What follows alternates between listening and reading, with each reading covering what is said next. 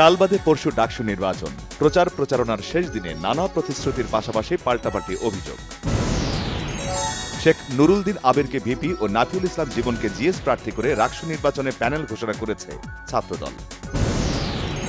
পৃথিবীর কোনো শক্তি ফেব্রুয়ারির নির্বাচন ঠেকাতে পারবে না বলেছেন প্রেস সচিব শফিকুল আলম।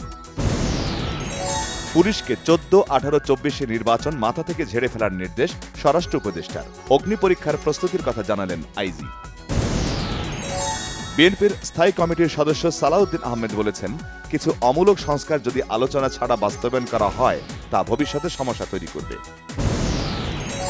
জাতীয় সংসদ নির্বাচনে দেশের বিভিন্ন জায়গায় সীমানা পুনর্নির্ধারণের প্রতিবাদে হরতাল, মানববন্ধন, সংবাদ সম্মেলন ও সড়ক অবরোধ করে বিক্ষোভ। সংসদীয় আসনের পুনর্নির্ধারিত সীমানা নিয়ে প্রকাশিত গেজেটের বিরুদ্ধে আদালত বা অন্য কোথাও প্রশ্ন তোলার সুযোগ নেই বলেছেন নির্বাচন কমিশনার আনোয়ারুল। ফেসবুকে আপত্তিকর পোস্ট নিয়ে হাটহাজারীতে দুপক্ষের সংঘর্ষ, 144 ধারা জারি। ফেসবুক পোস্টদাতা যুবক আরিয়ান ইব্রাহিম আটক। টাঙ্গাইলে কাদের সিদ্দিকীর বাড়িতে দুর্বৃত্তদের হামলা, ভাঙচুর। দেশকে অস্থিতিশীল করতে জাতীয় ও আন্তর্জাতিক ষড়যন্ত্রকারীরা সুযোগ খুঁজছে বললেন কৃষক শ্রমিক জনতা লীগ নেতা। রাজবাড়ীতে নুরাল পাগলার মাজারে ভাঙচুরের ঘটনায় 7 জন গ্রেপ্তার।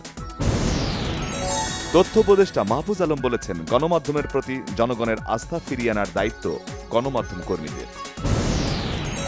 সরকার গণমাধ্যমের স্বাধীনতা চায় বলেই সংস্কার কমিশন গঠন করেছে বলেছেন উপদেষ্টা সৈয়দা রেজওয়ানা হাসান। প্রাইমারি স্কুলের ছুটি কমানোর কথা ভাবা হচ্ছে জানিয়েছেন গণশিক্ষা উপদেষ্টা অধ্যাপক ডাক্তার বিধান রঞ্জন রায় পোদ্দার। প্রখ্যাত চিন্তক ও রাজনীতিক বদরুদ্দিন উমর আর নেই, প্রধান উপদেষ্টা ও বিএনপি মহাসচিবের শোক। ইউক্রেনের রাজধানী কিয়েভে সরকারি দপ্তর লক্ষ্য করে রাশিয়ার হামলা। জেলেনস্কির ক্রিভি রিহি শহরও আক্রান্ত।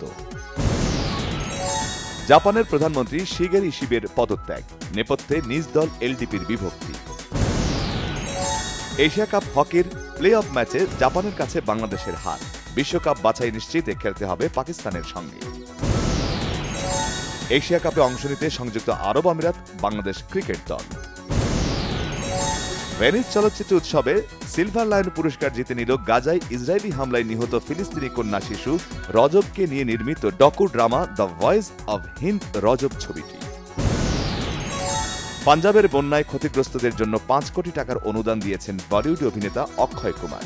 এটিকে দান নয়, সেবা হিসেবে উল্লেখ করেছেন তিনি।